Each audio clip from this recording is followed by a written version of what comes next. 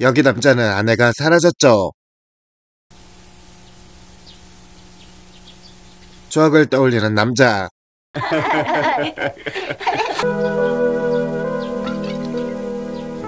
그리고 카바레에 모여있는 여자들.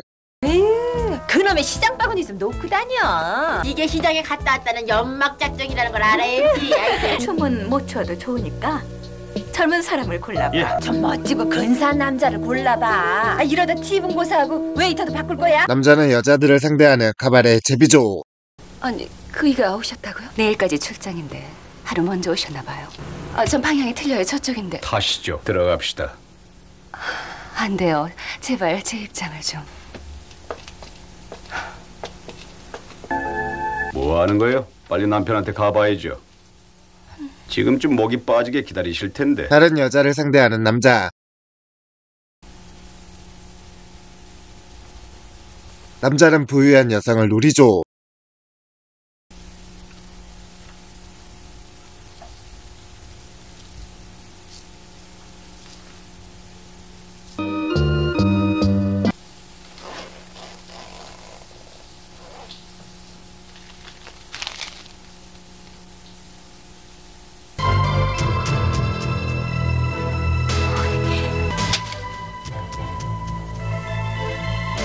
도로 이웃에 써주십시오. 그런데 실례지만 선생님 전화문 밝히지 않아도 되겠죠? 그건 제 결혼 예물이에요. 시댁에서 알면 전 쫓겨나요. 제발 부탁이에요. 돌려주세요. 지금 무슨 말씀하시는 겁니까? 어떤 대가라도 다 치르겠어요. 제발 그것만은 돌려주세요. 제 반지와 목걸이 말이에요. 농담하지 마십시오. 지금 누굴 도둑놈 취급하는 거예요? 제발 돌려줘요. 차라리 날 죽여줘요. 비키시오.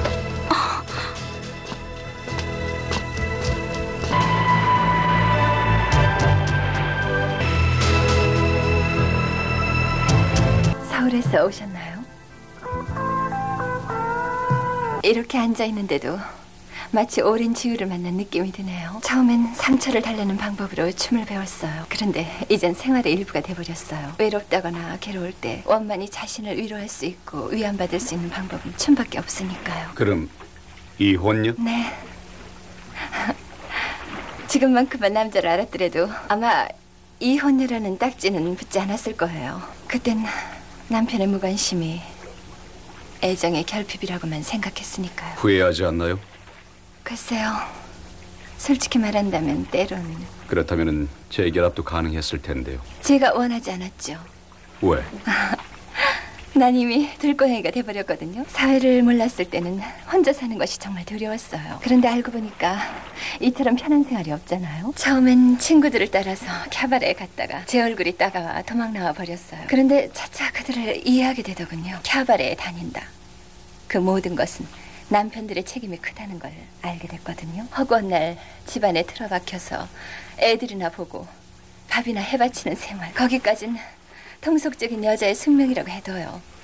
그런데 그 다음이 문제예요. 자신의 인생이나 꿈, 그 모든 것들을 가정이라는 매체 속에 묻어버리고 대신 남편이나 자식을 기대하고 사는 여자들을 진심으로 이해하고 살아가는 남편들이 도대체 얼마나 될까요? 요즘 세상에 자기 아내를 인격자로 봐주는 남편도 있을까요?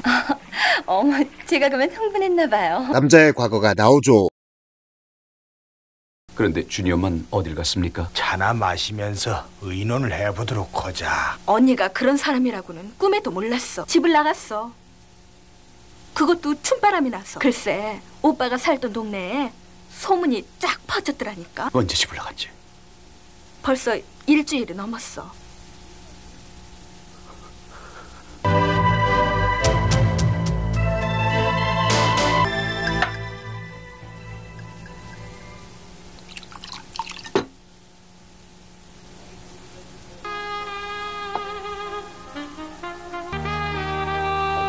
전 이 집 종업원이에요. 저하고 한번 쳐요. 내가 가르쳐 드릴게요. 자, 빨리. 자, 춤을 배워요. 그래야 배신한 부인을 찾을 수 있고 같은 여자들에게도 복수할 수 있잖아요. 그렇게 남편은 복수를 시작했죠.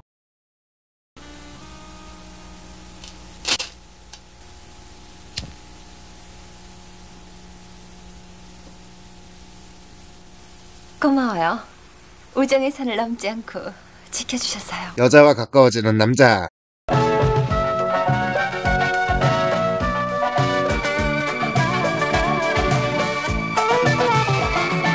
이 음악을 들어봐요. 바이올린과 피아노. 각기 다른 악기지만 화음이 정말 아름답죠. 그런데 왜 같은 인간끼리는 서로 불협화음만 일으키는지 정말 모르겠어요. 저 악기뿐이 아니죠. 모든 과학, 문명은 이미 인간의 한계를 초월할 수 있을 만큼 높은 궤도에 올라 있어요. 그런데도 인간이 인간을 불신하고 배신하는 숙명적 속성을 근절할 수가 없나 봅니다. 어쩜 그것이 우리의 가장 큰 아픔이겠죠.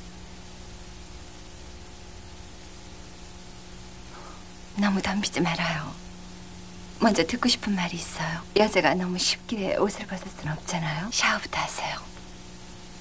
가슴에 응고돼 버린 듯한 여자들에 대한 적개심이 때론 두렵게 느껴져요. 부인을 먼저 용서하세요. 순간의 잘못으로 일생을 숨어 살아야 하는 여자의 아픔이 어떤 건지 생각해 보셨어요? 그리고 자신에게도 책임이 있다는 것을 조금도 느끼지 못하셨나요? 이번에도 귀국을 연기했다는 말에 처음엔 눈앞이 깜깜했어요. 하지만 유사히 새로운 취미생활을 갖게 되니까 조금은 위로가 되더군요. 그리움이 크면 미움이 된다는 말을 이해할 것 같아요. 보고 싶어요, 정말. 제 말이 지나쳤나 봐요? 아니요. 혜희 씨 말이 맞아요. 다만 이 되먹지 못한 자존심이라는 것이 문제지. 좋아요. 그럼 지금부터 제가 안내해주는 대로 따라오세요. 이걸 갈아입고 들어가세요. 마담은 저 안에 계세요. 속옷은 몽땅 벗으시고요. 자, 빨리 갈아입으셔야죠. 그렇게 보는 건 실례예요. 우리도 하는 신용이라도 해야지. 그래서 호기심에 먼저 번 따라왔다가 얼마나 즐겁하고 도망갔는지 몰라요. 대체 뭐 하는 사람들이지? 돈 많은 사업가나 아니면 약간의 사회적 지위라도 갖고 있는 사람이겠죠? 여자들은? 대개가 젊은 서비스 거리지만 간혹 결혼에 실패를 한 여자도 있고 가지각색이에요. 적어도 엘리트란 사람들이 저런 행위를 부끄러움 없이 자행하고 있다니. 인간 쓰레기들. 이제 그만둬요. 이러다 노이로제 걸리겠어. 이후 만났었던 여자를 보게 되는 남자. 남편이 눈치를 챈 것 같아요. 제발 부탁해요. 물건을 돌려주세요.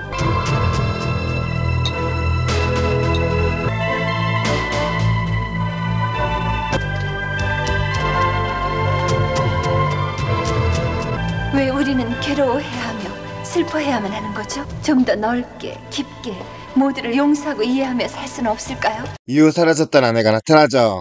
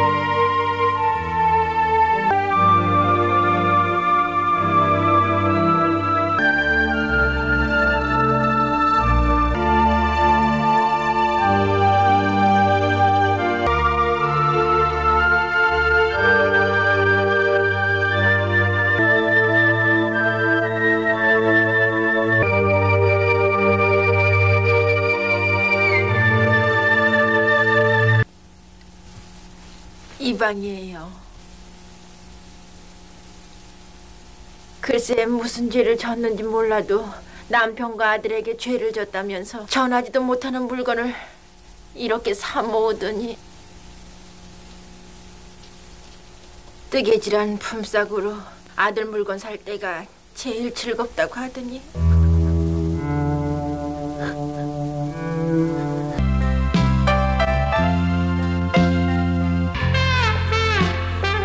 한 번 주시겠습니까? 남자의 모습으로 영화는 끝이 납니다.